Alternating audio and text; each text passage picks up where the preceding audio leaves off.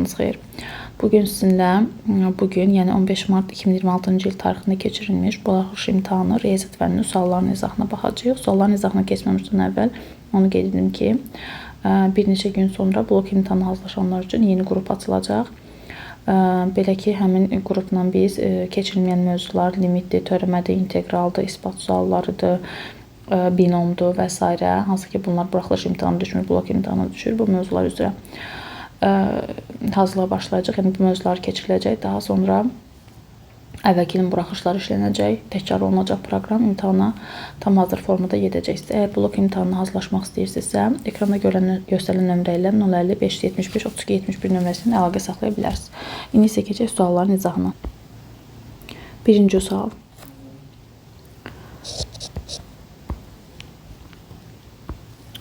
Deməli, 25a kvadrat çıxsın 16 bölsün 5a plus 4 kəsini ixtisar edin. Sürətli kvadratlar fərqi kimi açıla bilərik. 25a kvadratı 5a-nın kvadratıdır. Çıxılsın 16 isə 4-ün kvadratıdır. Bölünsün 5a üstəgəl 4. Sürətli kvadratlar fərqi kimi açırıq. 5a çıxılsın 4. 5a üstəgəl 4. A kvadrat çıx B kvadratından sonra A çıx B, A üstəgəl B-dir. Məxrəcdə 5A üstəgəl 4-dür. 5A üstəgəl 4-lər ixtisar gedir. Qalır 5A çıxılsın 4. D variantıdır. Bu sual rahat idi. Normal. Keçək növbəti suala. Funksiya aid F3-ü hesablayın. F3-ü hesablamaq üçün bilir ki, funksiyada x-in yerini 3 yazmaq lazımdır. F3 bərabərdir. X-lərin yerini 3 yazırıq. 2 vurulsun 3 üstəgəl 3. 3-ün kvadratı üstəgəl 2. 2-ni 3-ə vuranda 6, 6-nın üstünə 3 gələndə 9. 3-ün kvadratı 9, 9 plus 2-də 11 eləyir.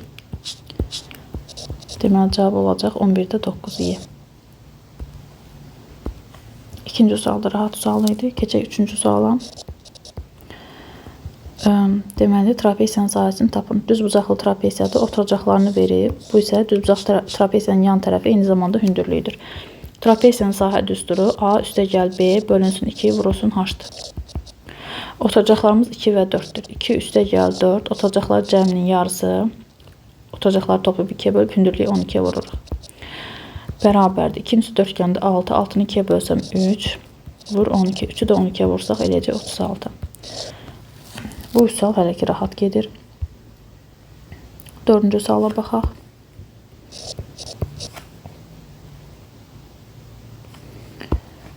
A və B çoxlar vermişdir. A çıxılsın B-ni tapın. A-dan B-nin elementlərini çıxırıq. Ortaqlar 2-dir. A-dan 2-ni çıxacağım. 4 ortaqdır. Sonra 6 yoxdur, 8 yoxdur, 10 yoxdur. Ortaqlar sadəcə 1, 3, 5, 6, 1, 3, 5, 6 yoxdur burada. Ortaqlar deməli 2 və 4-dür. 2 və 4-ü çıxandan sonra qalır 1, 3, 5, 6. 6 da ortaqdır, üzr istəyirəm, 6'lar da ortaqdır. 6-nı da çıxsaq, deməli ortaq elementlər 2-dir, 4-dür, 6-dır. A-dan B-nin elementlərini 2, 4, 6-nı çıxanda qalacaq deməli A çıxılsın B bərabərdir. 1 qalır, 3 qalır və 5 qalır. 1, 3, 5 D variantı. Bu da hələ ki 4 sual yaxşıdır, sadədir. Keçək 5-ci suala.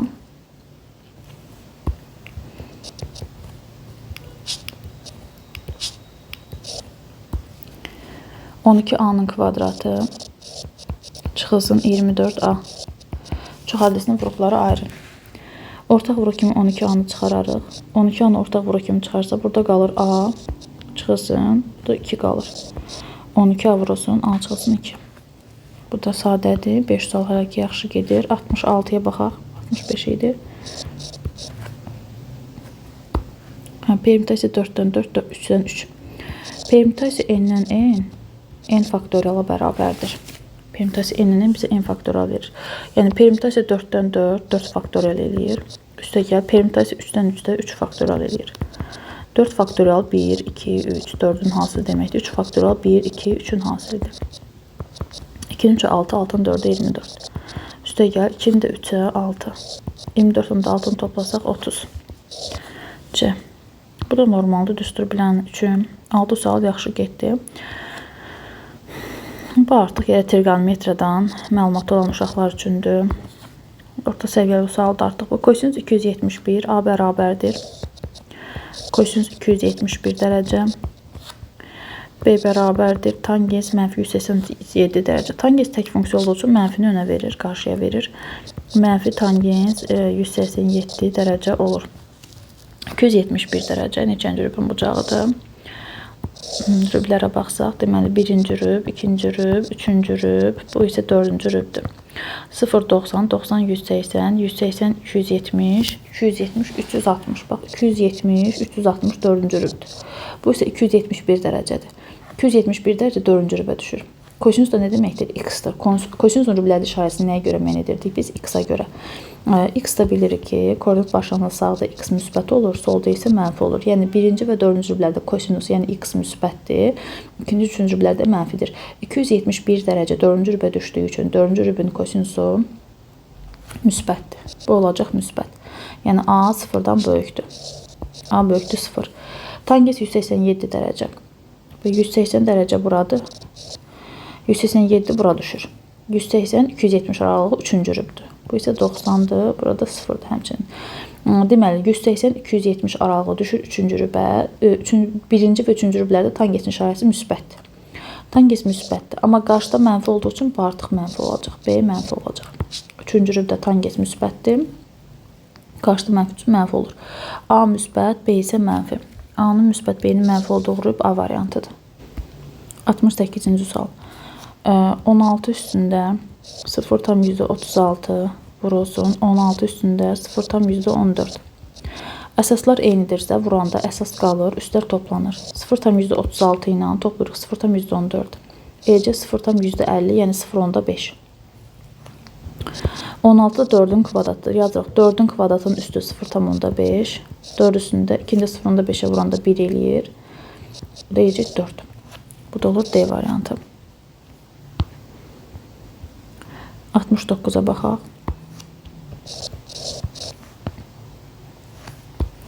Düzbucaqlının diaqonallarının sayını tapın. Düzbucaqlıdır. Bu da diaqonalları. Düzbucaqlının 2 diaqonalı var.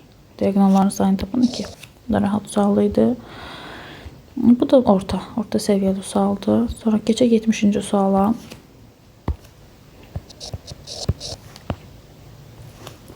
Deməli, A və B çoxluqlar üçün B A-nın alt çoxluğudur. B alt çoxluq A. B A-nın alt çoxluğudur. NA 9-dur. NB 4-dür. B A-nın alt çoxluğudursa, yəni bu 4 elementin hamısı bu 9 elementin içindədir, o deməkdir. B-nin bütün elementi A-nın içindədir. Yəni bu 4 dənə element hamısı bu 9 elementin içindədir. A çoxluğunun təsadüf seçilmiş 2 elementi. Baxın, A çoxluğunda 9 element var, düzdür. 9 elementdən ikisi seçilir. 9 elementdən ikisi seçilir. Mümkün halların sayı olacaq kombinizm 9-dan 2. Təsadüf seçilmiş 2 elementin A çıx B çoxluğuna daxil olması ehtimalını tapın. A çıx B-nin neçə elementi var, onu tapaq. N, A çıx B. Deməli, A-dan B-nin elementlərini çıxanda. Bax, bu 4 elementi dedik, 4 də B-nin içində var. A-dan bu 4 elementi çıxandan sonra yerdə qalacaq 5. Bərabərdir. 9-dan çıxdıq 4-ünü, bərabərdir 5-ə. A çıx B. Bu B 4 dənə elementin hamısı B-nin içində olduğu üçün 9 elementin içindən bu 4 dənəni çıxdıq. Yəni A-dan B-ni çıxdıq, qaldı yerdə 5. Deməli, 9 elementdən ikisi seçilir. A çoxluğu 9-dur. 9 elementdən ikisi seçilir. Seçdiyimiz 2 elementin A çıx B çoxluğuna daxil olması. Yəni seçdiyimiz 2 element bu 5 dənənin içindən olsun. Kombinezon 5-dən 2-də əlverişli halların sayıdır. Yəni, bunları hesablasaq. Kombinezon düzlüğüne göre 5 faktorial, 2 faktorial, 5 çıx 2, 3 faktorial. 9 faktorial, 2 faktorial, 9, 2, 7 faktorial. 9'da 7'den çıx 7, 8, 9. 5 üstündən çıx 3 faktorial, vur 4, vur 5. 3'lər gedir, 7'lər gedir. 2 faktorial 2 eləyir. 4'ü 5'ə vursam 20, 20'ni də 2'yə bölsək 10 eləyəcək. 8 vur 9, 72. 72'ni 2'ye bölündü 36. Bunları da 2 ixtisar aparsaq 18'də 5. A variantı. Orta səviyyəli sualdır bu da. 71-ci suala baxaq. 4-cü rübdə yerləşən A nöqtəsindən 1, 2, 3, 4-cü rüb buradır. 4-cü rübdə bir A nöqtəsi var. A nöqtəsindən apsis oxuna qədər məsafə 4-dür. Apsis x-dir. A-dan x-ə qədər məsafə 4-dür. A-dan x-ə qədər məsafə 4-dür. Ordinat oxuna qədər məsafə 6-dır. Ordinat y-dir. Y-ə qədər məsafə isə 6-dır. Y-ə qədər məsafə 6-dır. A nöqtəsinin koordinatını tapın. İndi gəlin baxaq. Buradan bura qədər məsafə 6-dırsa, buradan burada 6-dır. Buradan bura 6-dır nə deməkdir? Yəni bu nöqtə x, yəni 6-dır deməkdir. Həmçinin buradan bura qədər məsafə 4-dürsə, buradan bura qədər də 4-dür. Buradan bura qədər məsafənin 4 olması deməkdir. Yəni bura mənfi 4 nöqtəsidir. Axı y-in aşağısıdır bura. Koordinat başının aşağıdadır. Mənfi 4-dür. Onunla mən bunları silirəm. A-nın koordinatları nə oldu? X oldu 6, y də oldu mənfi 4. 6 mənfi 4 C variantı. 71-də orta çətinlikdə orta səviyyəli yəni sualdır. 72 bu da orta səviyyəli sualdır. Tangesdən kosinüsun tərifini bilənlər rahat yaza bilər əslində. Deməli 90 dərəcədə kosinüs alfa vurusunu tangens bettanı istəyir bizdən. Kosinüs alfa vurusunu tangens betta.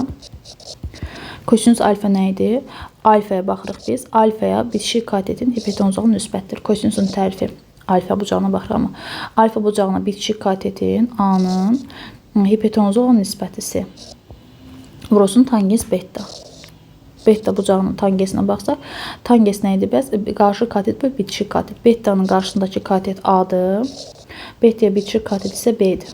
O da bərabərdir A kvadratı bölünsün A-B-yə. Daha doğrusu A-B yox, C-B-yə. A-nı A-ya vurduq A kvadratı, C-ni B-yə vurduq C-B.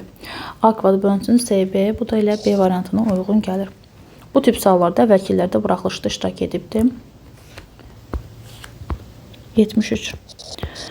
Orta çətinlikdə sualdır. Yəni hər uşağın yaza biləcəyi bir tapşırıq deyil. Kosinüs 20 dərəcə A-ya bərabərdir. Sinüs 10 dərəcəni tapın deyir. Sinüs 10 dərəcəni tapmalıyıq. Deməli, dərəcə azaltma düsturunu yadımıza salaq. Sinüs kvadratı alfa bərabər idi. 1 çıxılsın, kosinüs 2 alfa bölünsün 2. Bu dərəcə azaltma düsturudur. Sinüs kvadratı alfa 1 çıxılsın, kosinüs 2 alfa bölünsün 2-dir. Həm bu düsturu tətbiq etsək, sinüs kvadratı 10 bərabərdir. 1 çıxılsın, kosinüs 2 alfa. 2 vur 10, yəni 20 bölünsün 2 olur.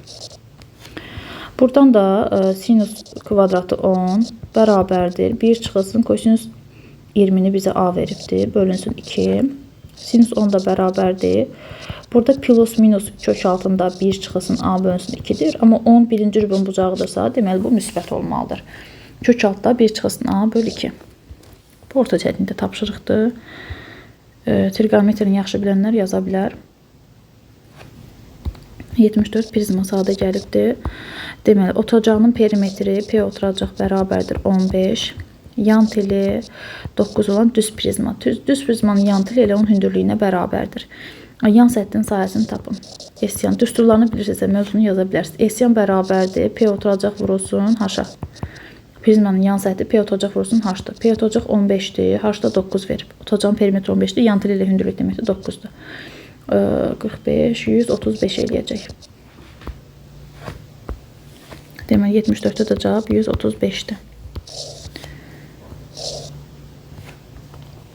75.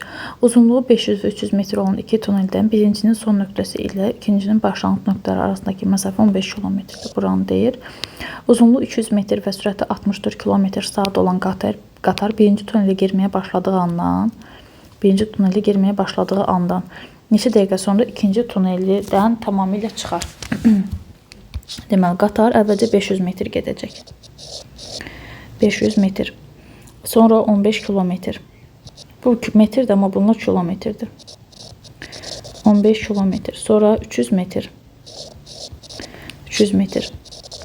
Bir də qatarın tuneldən tam çıxması üçün öz uzunluğu qədər də yol getməlidir. Yəni, qatarın tutaq başlanğıcı buradan çıxdı. Axı, bunun arxası hələ buradadır, davam edir. Bir də nə etməlidir? Tuneldən tam çıxması üçün öz uzunluğunu da getməlidir ki, bu qatar 200 metr də getməlidir ki, təzədən tuneldən tam çıxsın. Yəni, burada mütləq qatarın uzunluğunu da bu yola əlavə etmək lazımdır. 200 metr üzərinə gəlirik. 500, 300, 200 eləyir, 1000 eləyir. 15 kilometr. 1000 metrdə 1 kilometrdir. Eləyir 16 kilometr. Bu bizim S-imizdir. S bərabərdir 16. Sürətimiz, sürət deyir 64-dür. V də bərabərdir 64. Neçə dəqiqə? Saatdan tapacaq. Çünki bu 16 kilometrdir. Bu da kilometr böl saatdır. Bir zaman tapanda T bərabərdir. S bölünsün V-dir. Yolu sürətə bölməliyik. Yol 16-dır. Bölürəm 64-dən. O deyir 4də 1. Bu saatda mı? 1 saat 60 dəqiqə olduğu üçün 4də 1 də vuruq 60-a. Eləyir 15 dəqiqə. Bu biraz çətindir. Yəni uşaqlar qatarın uzunluğunu gərək nəzərə alsın. Yəni nisbətən çətin tapşırıq idi bu. Yəni düşünürəm ki, hər uşaq bu tapşırığı yaza bilməyəcək. Sonra loqaritmik tənlikdə o qədər asan verilməyib. Bu da orta çətinlikdədir. Mötərizənin içini tapmaq üçün biz qaydamız belədir. Mötərizənin içi loqaritma 2 əsasdan x-in kvadratı çıxılsın. 3 vurulsun loqaritma 2 əsasdan x. Üstə gəl 4 bərabərdir. 2-nin üstündə 3 yazırdıq. 2 üstə 3. Loqaritma 2 əsasdan x kvadratı çıxılsın. 3 loqaritma 2 əsasdan x. 2-nin kubu 8. 4-dən də 8 çıxanda mənfi 4 eləyir. 4 çıx 8 mənfi 4 eləyir. Burada loqaritma 2 əsasdan x-ə 1t deyirik. 1t deyirik. Olur t kvadratı çıxılsın 3t çıx 4 bərabərdir 0. V-yə görə T1 plus T2 bərabərdir, müsbət 3 olmalıdır. T1 vurulsun T2-də mənfi 4 olmalıdır. Kök olacaq 4 ilə mənfi 1. Deməli, loqaritma 2 əsasdan x-ı bir dəfə 4-ə bərabər eləyəcək. Loqaritma 2 əsasdan x-ı bir dəfə mənfi 1-ə. X bərabərdir, buradan 2 üstü 4. 2 üstü 4 16 eləyir. X bərabərdir 2 üstü mənfi 1. Bu da 2-də 1 eləyir. 16 və 2-də 1 köklərdir. Köklərin hasilini tapın. 16-nı da 2-də 1-ə vururuq. Eləyəcək 8 köklərin hasili. Bu da orta çətinlikdə sualı idi. Sonra keçək 77-yə.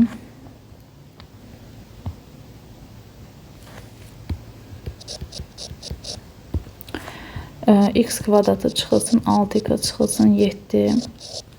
Bərabərsin tam həllərin cəmini tapın. V-yə görə köklərini tapsaq, x1 plus x2 müsbət 6 olmalıdır. x1 vurulsun x2 də mənfi 7-dir. Kökləri 7 ilə mənfi 1-dir. Vuranda mənfi 7, toplayanda 6 edir. İndi də doxunda qeyd edirəm mənfi 1-i, müsbət 7-ni, intervalları ayırıram. X kvadratının əmsalı müsbətdir. Kənarların işarəsi müsbət olur, orta olur mənfi. Bizə də 0-dan kiçik mənfilər lazımdır. Mənfi 1-dən 7-yə qədər olacaq. Standart kvadrat bərabərsizlikdir. Yəni bu da orta sualdır. Yəni nə çətin deyil, nə çox asan sayılmaz. Amma bir də sadə formada verib. Yəni sırf bu bərabərsizlik, kvadrat bərabərsizliyi. Tam həllərin cəmini tapın. Mənfi 1 7 arasında 0-dır, 1-dir, 2-dir, 3-dür, 4, 5 və 6. 7 və mənfi 1 daxil deyil bura. 3, 6, 10, 15, üstə də 6 gələndə 21 eləyir. Tam həllərinin cəmi 21.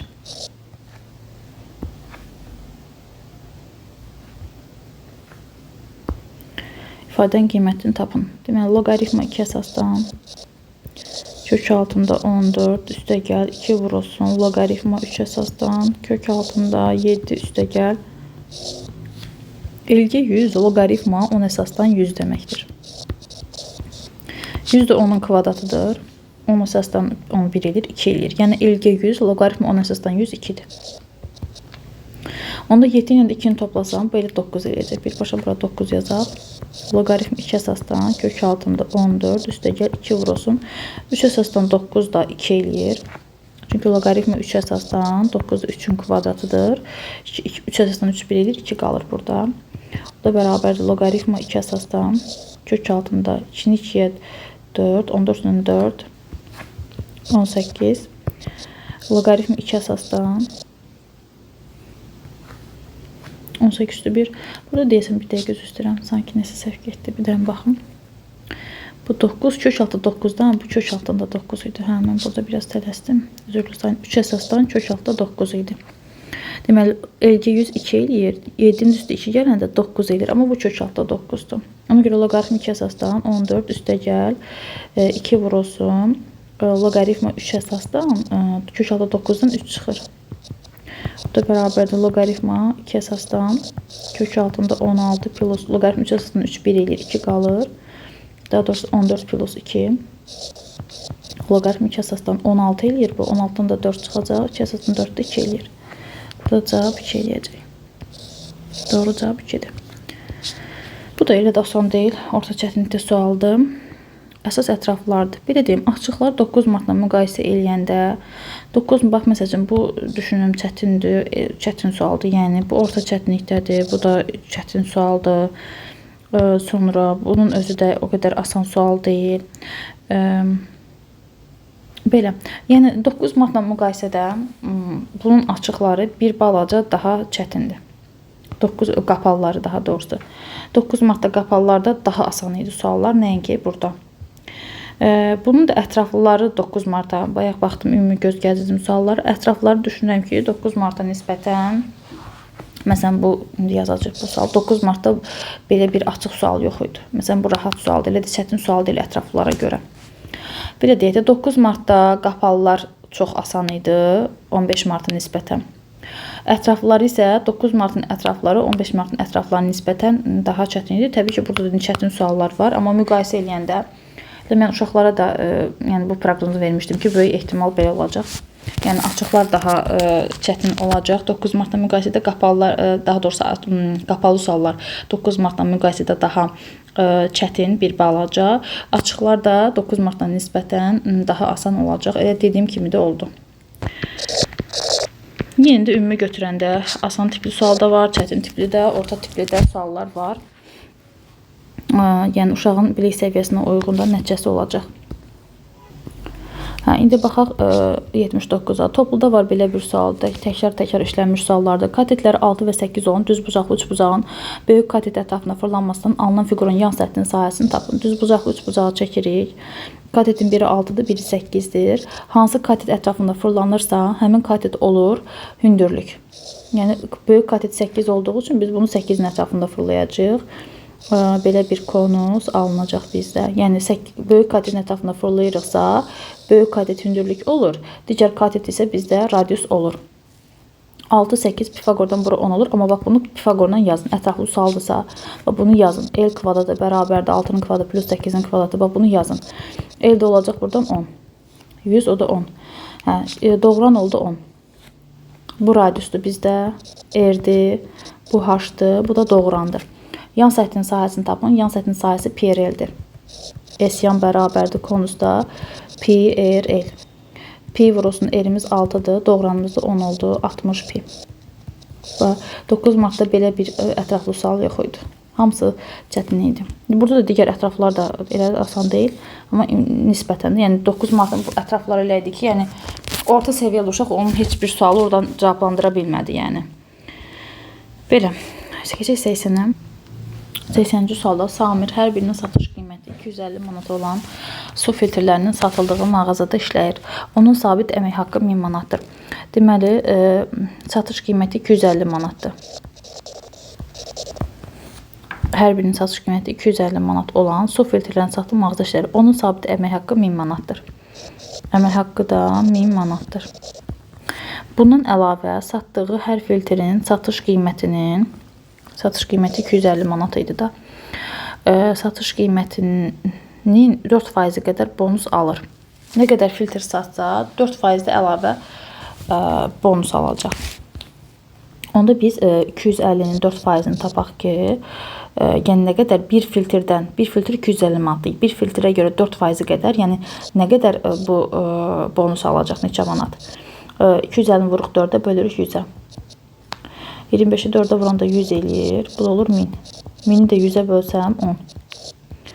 Deməli, hər filtrdən 10 manat bu bonus alır. Yanvar ayında 1400 manat yanvar. Bunun əmək haqqısı 100 yazmışam. 1000 manatdır bu. 1000. 1000 manat əmək haqqı alır. Amma yanvar ayında 1400 manat alıb. Yəni 400 manat bonus alıb. 1400-dən 1000-ini çıxıram. 400 manat bonus alıbdır. Bəs burada fevral ayında isə 1560 manat olur. Fevral ayında 1560 manat olub. 1560 manat olub. Bu 1000 manat alırdı axı normal əmək haqqısı. 1560-dan da 1000-i çıxanda 560. Deməli, yanvar ayı 1000-dən əlavə 400 manat bonusu olubdur. Fevral ayda 560 manat bonus olubdur. Deyir ki, fevral ayında yanvar ayının neçə ədəd çox filtr çatmışdır. Deməli, bir filtrdən 10 manatlıq bonus gəlirsə buna, 400 filtrdən nə qədər gələcək? 400-ü bölürəm 10-a. Eləyir 40. Deməli, bu 40 filtr satıbdır. 40 filtr satıb ki, 40 filtr 4 manat, 10 manatdan 400 manat bonus gəlib üzərinə. 560-ı da bölürəm 10 manata, bu deyilir 56 filtr satıb. Deməli, 56 filtr 10 manatdan 560 manat deyib ki, bunun 560 manat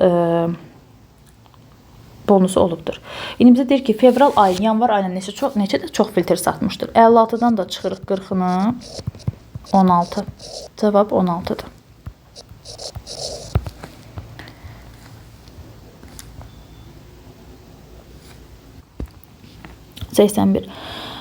Deməli, printer bir səhvə rəngli kağızı 50 saniyə. Deməli, rəngli kağızı 50 saniyəyə çap edir. 50 saniyə. Ağ-qaranı isə 30 saniyəyə çap edir. Yarım saat nədir? 30 dəqiqə. 1 saat 60 dəqiqə, yarım saat 30 dəqiqə. 30 dəqiqə müddətində fasiləsiz işləyən printerdən 40 səhvə çap edilmişdirsə, bunların cəsi rənglidir. Bax, rənglilərin sayı olsun x. Tutaq ki, x səhvə rənglidir, y səhvə də ağ-qaradır. Və rəngli, ağ-qara hamısı birlikdə 40 səhvə çap olunub. İkisi birlikdə 40 səhvədir. Yəni, x rəngli, y ağ-qara səhvə və cəmi səhvələrin sayı 40-dır. İndi bunun bir səhvəsinin 50 saniyə, rənglinin bir səhvəsini 50 saniyə çap edirsə, x səhvəsini 50x saniyə çap edəcək. Bir səhvəsini 30 saniyə çap edirsə, y səhvəsini 30y saniyə çap edəcək. Və bu vaxtda da cəmi, deməli, yarım saat müddətində işləyibdir. Rənglərin çapına bu qədər vaxt sərf olunub, ağ-qaranın çapına bu qədər vaxt sərf olunub, cəmi yarım saat. Yarım saat 30 dəqiqədir. Bu 30 dəqiqəni də saniyyə çevirmək. Axı, bunlar saniyədir. 1 dəqiqəm də 60 saniyədir. Ona görə mən 30-u vuracam 60-a. Deməli, 30 dəqiqəni vururam 60 saniyəyə ki, dəqiqədən saniyə keçim. 1800 saniyə eləyir. Zamanı da yarım saat 1800 saniyədir. 1800 saniyə bərabərdir. Bu olur bizim sistem tənliyimiz. Buradan neçəsi rənglidir? Rəngli deməli x-dır. Biz x-i tapmalıyıq. Ona görə yuxarını mənfi 3-ə vurum. 3y eləsin. Aşağını da ona bölək. Mənfi 3-ə vursam mənfi 3x, mənfi 3y, mənfi 120. Ona bölsəm 5x, ona bölsəm 3y, ona bölsəm 180. Toplasaq deməli 2x eləyir, y-lər gedir. Bu da 60 eləyir. Mənfi 120-dən 180, 60. X də bərabərdir 30. Neçəsi rənglidir? 30-dur. Belə, sonra keçək 82-yə.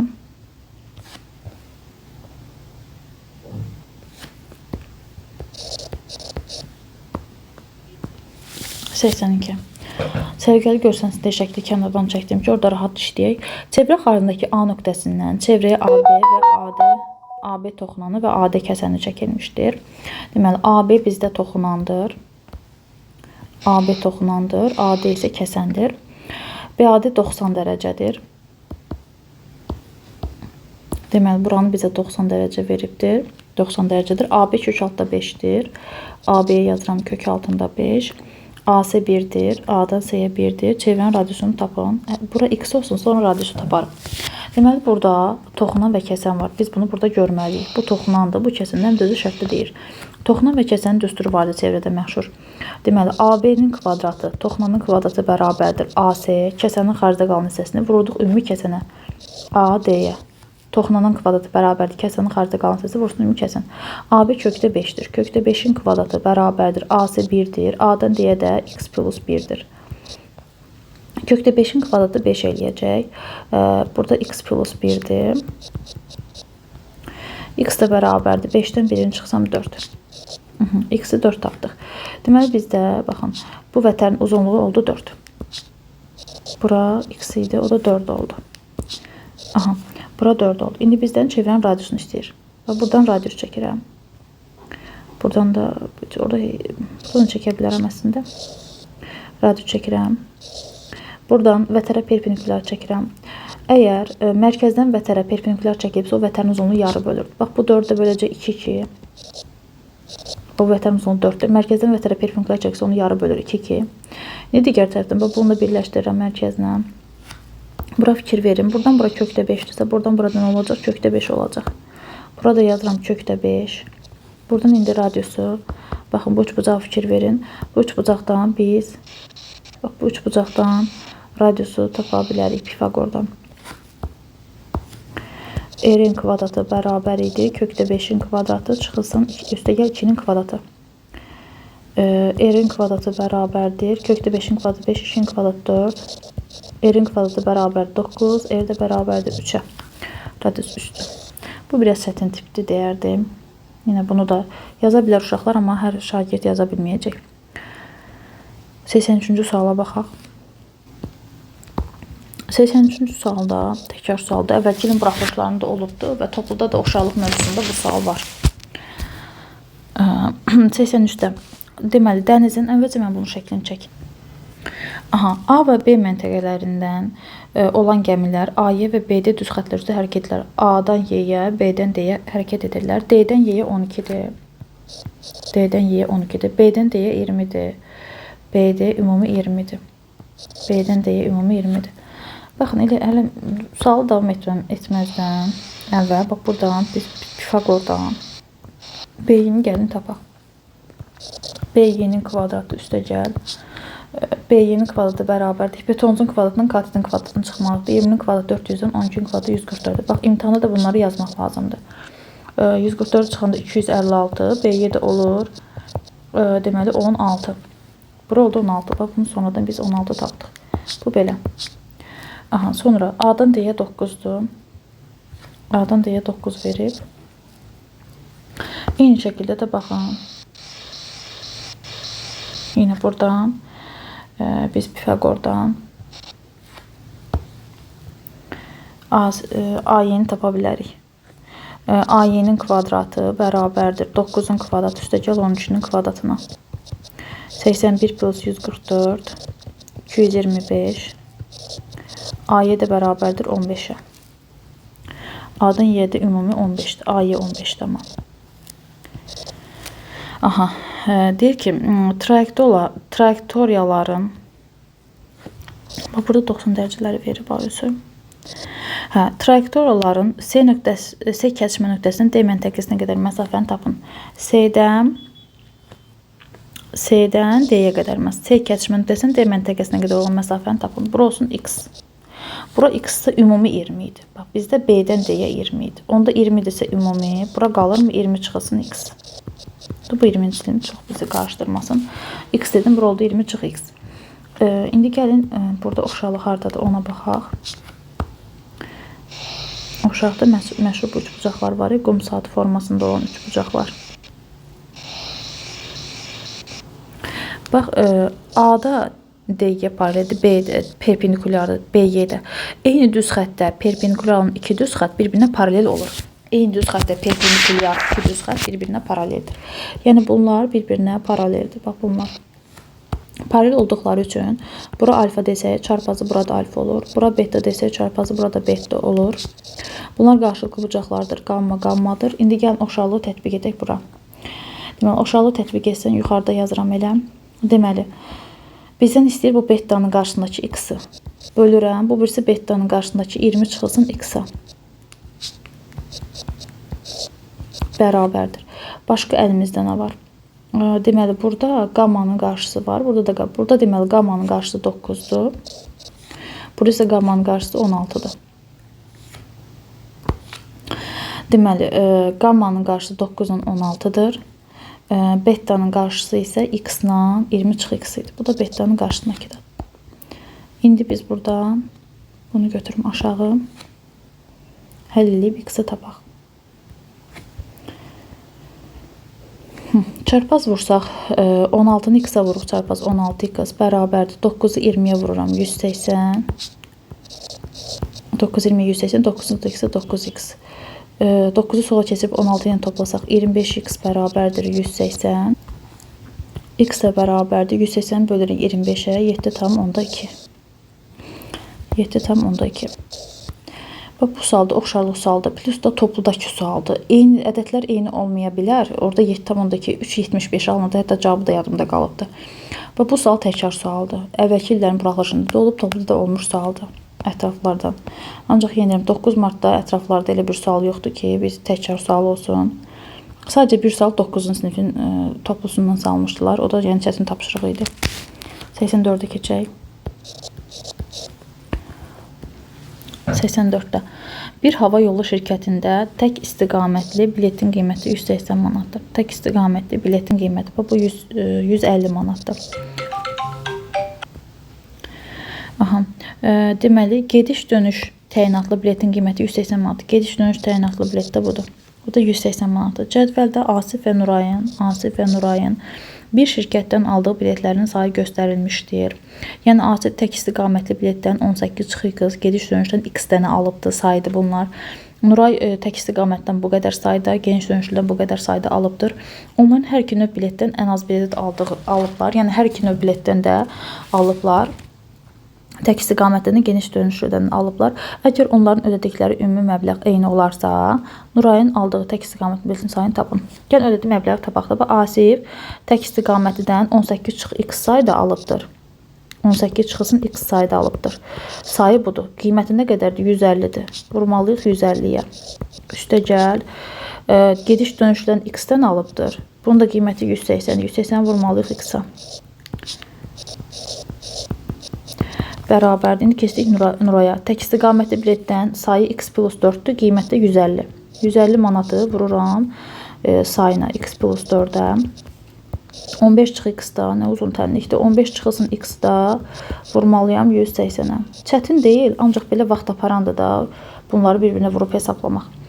Aha, tənliyimiz budur. Bu Asifin xərclədiyi pul, bu da Nurayın ödədiyi puldur. Deyir, bunların ümumi məbləğ eynidir ödədikləri pullar. Ona görə bunları bərabərləşdirib həll edirik. 150 vur 18. 150-ni 18-ə vursam 2700 çıxılsın 150x. Üstə gəl 180x bərabərdir 150x. Üstə gəl 150-ni vursam 4-ə 600. Üstə gəl 15 vur 180, 18 vur 150 də 2700 edir o da. Çıxılsın 180x. 2700'lər gedəcək burada. Bundan da bu eləyir 30x. 150 çıx 180 mənfi 30x plus 600. 30'u sola keçirsəm 60x bərabərdir 600'ə. X də bərabərdir 10'a. Nurayın aldığı, Nuray buradadır. Tək istiqaməti biletin saydı x plus 4. X plus 4 də bərabərdir 10 plus 4, 14. Cavab 14. Keçdik sonuncu 85-ci sual. 85. Aqil boş daxla birinci gün 1 ədəd 50 qəpiklik, 2 ədəd 20 qəpiklik, 3 ədəd 10 qəpiklik metal pul atdı. Deməli, bir dənə 50 qəpik atıb. 2 dənə 20 qəpik. 2 dənə 20 qəpik nə deməkdir? Yəni 40 qəpik. 3 ədəd də 10 qəpiklik. 3 dənə 10 qəpiklik 30 qəpik deməkdir. İndi o hər növbəti gün daxla atdığı hər növ qəpiyin sayını əvvəlki günə nəzərən bir ədəd artırdı. Məsələn, bir dənə 50 qəpik atmamışdı. İndi 2 dənə 50 qəpik artdı. Yəni 100 qəpik. 3-cü gün 3 dənə 50 qəpik, 150. 4-cü gün 4 dənə 50 qəpik, 200 qəpik artdı. Sonra 2 ədəd 20 qəpiklik atmamışdı. İndi 3 ədəd 20 qəpiklik, yəni 20 artacaq da bu. 2 dənə 20 qəpik, 3 dənə 20 qəpik, 60 qəpik, 20, 4 dənə 20 qəpik, 80, 5 20 qəpik, 100, bax belə. 3-cü gün 3 dənə 10 qəpik atıbsa, 4 dənə 10 qəpik 40, 5 dənə 10 qəpik 50, belə gedir. Yəni birinci gün nə qədər atıb baxaq? 120 qəpik atıbdır. Bəs ikinci gün 160, 200. Üçüncü gün nə qədər atıb? 280, 130, 150, 280. Dördüncü gündə 360. 260. Bəli, bax fikir versiniz, birinci gün 120 qəpik, sonra 200, 280, 360. Fikir versiniz, bu ədədi sistemlə gətirir. Və deyir ki, neçə gündən sonra cəmi 48 manat atıb. 48 manat 1 manat 100 qəpik 4800 qəpik eləyir və cəmi dediyi üçün bu SN deməkdir. Yəni ki, pullarının cəmi 4800 ədədi sistemlə gətirir. Deməli, ədədi sistemin birinci həddi A1 bərabərdir 120-dir. Sislə fərqi D 80-80 artdığı üçün 80-dir. SN cəmi, bax bu pullarının cəmini 4800-dür. 4800 manat olmalıdır. Biz buradan N-i tapmaq üçün neçə gündən sonra bu toplam cəm, pullarının cəmi 4800 olacaq. Bu bir çətin sual idi məncə. Yəni elə düşünürəm ki, bunda yenə hər bir uşaq yazmaq çətin olacaq. Yəni digər açıqlarla müqayisədə bu biraz, bu 82 nisbətən çətindir. Yaxşı, SN düsturunu yazaq. SN bərabərdir 2A1 üstəgəl N çıx 1 vur D bölünsün 2 vurulsun N. 2 vurulsun A1 120 N çıx 1 vurulsun D-imiz 80 böl 2 vur N bərabərdir 4800-ə. Hesablayaq 240 üstəgəl 80 N çıx 80 böl 2 vur N bərabər 4800-ə. 80 N 240-dan 80 çıxanda 160 böl 2 vur N bərabər 4800-ə. 82-yə böləndə 40 N üstəgəl 80 hədbət 2-yə böldük. Vur N bərabər 4800-ə. 40-a bölsək, vuraq açaq. 40 N-in kvadratı üstəgəl 80 N çıx 4800 bərabərdir 0-a. 40-a bölsəm N kvadratı, 40-a bölsəm 2N. 40-a böləndə, 4-ə böləndə 12, 120 eləyəcək. Bərabərdir 0. Köklərini tapaq üyətlə. N1 plus N2 olmalıdır, mənfi 2. N1 plus N2 olmalıdır, mənfi 120. Bu da mənfi 12 ilə müsbət 10-dur. Buranda mənfi üçün toplayanda mənfi 2 eləyir. N dolar 10. 10 gündən sonra. Düşünürəm ki, bu ətraflı digəri nisbətən daha çətin idi. N bərabərdir 10. Çünki onlar bir-bir cəmini yazıb, varzılı gərək bunu bir-bir yazıb görsünlər bunu. Belə, bütün sualın izahını paylaşdım sizlə. Mənə elə gəlir ki, 9 martla müqayisədə yəqin ki, hər kəs bu dəqiqədə mənə yazıb soruşurlar ki, 9 mart çətindir, yoxsa bu, hər kəs bununla maraqlanır. Ümumi götürəndə bu uşaqdan uşağa dəyişir. Məsəl üçün, daha yüksək yazmaq istəyənlər, 20 plus yazmaq istəyənlər üçün, savadlı uşaqlar üçün bu imtahan daha avantajlı idi, nəinki 9 mart. İndi digər fənlərdə buna təsir edir. Məsəl üçün 9 martda Azərbaycan dili mətnləri bildiyim qədərilə çox vaxt aparıbdı. Uşaqlar saat yarım, 2 saat hətta Azərbaycandan sərf ediblər və riyaziyyata vaxt çatdırmadıqları üçün tapşırıqları tam yaza bilməyiblər. Ətraflılar da riyaziyyata vaxt apardığı üçün tam istədikləri nəticə olmuşdur. Yəni, mənə elə gəlir ki, 5 almaq istəyənlər, hansı ki 20 plus yazmaq istəyən şagirdlər var. Onlar üçün bu imtahan daha avantajlı idi, nəinki birinci imtahan. Çünki burada birinci imtahanda ətraflar daha çətin idi, daha çox vaxt alan idi. Burada vaxtları, məsəl üçün, mən 40 dəqiqəyə çəkdim, amma birisini daha qısa vaxtda çəkmişdim əslində. 35 dəqiqə falan çəkmişdim. Əslində, bunun izahı məndə 5 dəqiqə fərq oldu. Yəni, vaxt aparan suallardır. Məsəl üçün, baxın, bir səhviyə sığmadı həlli. Burada, bu da, məsəl üçün, hesablamalardır. Amma yəni, bunu qurmaq elə də çətin deyildi. Yəni, bunu orta səviyyəli bir uşaq təmkinlə, səbirlə oxusa, bunu anlamağa çalışsa, yaza bilər bunu. Bunun ətrafları daha çox, yəni çox uşaq bu suallara girişə bilər, yaza bilər. Amma 9 martdakı ətraflar düşünürəm ki, daha çətindir. Amma bunun da qapalı sualları, məsələn, baxın, bu qapalı sual məsələn çətindir. Bunu çox uşaq yaza bilməyəcək, yəni bu sualı. Amma 9 martda belə qapalı sual səviyyə, belə sual yox idi. 9 martda qapalıların içində belə yox idi. Bu sual, belə sual, məsələn, bunu da çox uşaq yaza bilməyəcək. Belə bir sual yox idi. Bu 15 martın qapalıları 9 martdan müqayisədə daha çətin idi. Açıqları isə 9 martın açıq sualları daha çətin idi. Məsələn, bu sual rahatdır. Qapalıdakı suallardan daha bir-iki sual sayılmır və onlardan daha rahatdır bu sual. Sonra bunları da, yəni oxu bu sual elə toplama sualıdır. Məsəl üçün, tək işlədiyimiz bir sualdır, işləyib bu sualı uşaqlar yazmalıdır yəni. Bu çətin idi deyərdim. Burada yəqin uşaqlar çətinlik çəkəcək. Bu çap məsələsində tənqidlər sistemi qurmaqla məsələli. Filtr məsələsində ola bilsin problem yaşadı uşaqlar. Bu sualda da. Burada deməli 80-ci, 82-ci və 85-ci suallar. 3 dənə. Normalda hər ildə belə olurdu. Bax, 3-ü çətindir. Ətrafların 3-ü çətindir. Bunu hər uşaq yaza bilməyəcək. Amma yerdə qalan 4-ü orta çətindir. Yəni yaza biləcək uşaqlar, yəni. Ətraflardan, əsas da balı nəyə görə deyirəm? Yəni ətraflardan heç olmasa bəzilərini elə qoymadılar ki, məsəl üçün bu səviyyədə qoymadılar ki, bu uşaq bunu yaza bilsin ki, bal yığsın. Çünki 100 balın hardasa 44 balı səhv etmir. 50 bala yarısı da demək olar ki, yarısını ətraflar verir. Uşaqlar ətraflardan da düzü olmalıdır ki, ümumi balı yəni 50-dən yuxarı olsun heç olmasa. Belə, yəni ümumi götürəndə deyərdim ki, yenə deyirəm, 9 martda qapalı suallar çox sadə idi, açıqlar çox çətin idi. 15 martda qapalı sual 9 marta nisbətən çətin idi. Açıq sualları 9 marta nisbətən asan idi. Ümumi götürəndə 25 yazmaq istəyənlər, 20 plus yazmaq istəyənlər üçün yüksək nəticə əldə etmək üçün bu imtahan daha əlverişli idi. Amma zəif uşaqlar olur, hansı ki bir 10 dənə, 13 dənə yazmaq istəyir, onsuz da ətraflar sualları işləyə bilmir. O həmin o uşaqlar üçün birinci imtahan 9 mart daha əlverişli idi ki, çünki bunun qapalı suallarında açıq sualların sayı çox deyil idi. Yəni çətin suallar var idi. O birinci imtahanda asan suallar çox olduğu üçün orada 10 dənə, 13 dənə yazmaq zəif yaxın uşaqlar üçün daha əlverişli idi. Bu qədər sağ olun, videolarda görüşənədək.